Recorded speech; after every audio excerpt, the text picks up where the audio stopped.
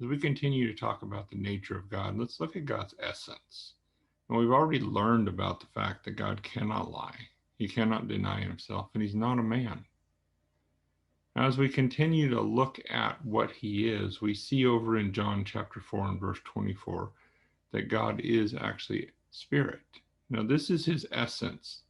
The essence is what is the supporting or underlying makeup of a being. So what God is made up of is spirit.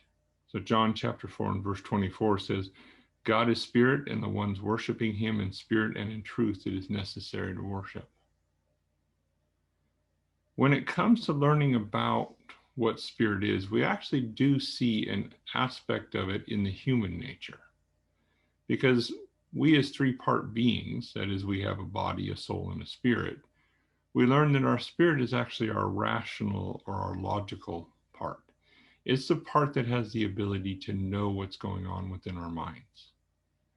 Over in 1 Corinthians chapter 2 and verse 11, we see this. It says, "For what human intuitively knows the things of a human except the spirit of the human, the one in him?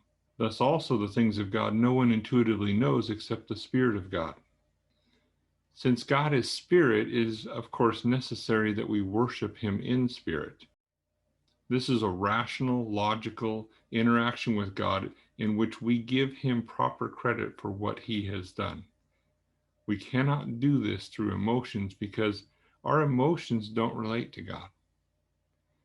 Over in 1 Corinthians chapter 2 and verse 14, it says, "But the soulish man does not receive the things of the Spirit, for they are foolishness to him, and he does not have the ability to know because they are spiritually discerned."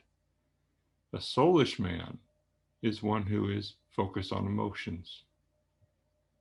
We have to focus on the rational so that we can understand what God is actually telling us and properly apply it to our lives. Part of salvation is the fact that we are alive to God in our spirit. And we see this over in 1 Corinthians chapter 6 and verse 17. "But the one knit together with the Lord is one spirit." That is one quality of spirit. We have a connection to him in our spirit, our rational, our logical part. So therefore it is with our spirit, that is our rational part, that we are able to commune with, to fellowship, and to learn from God.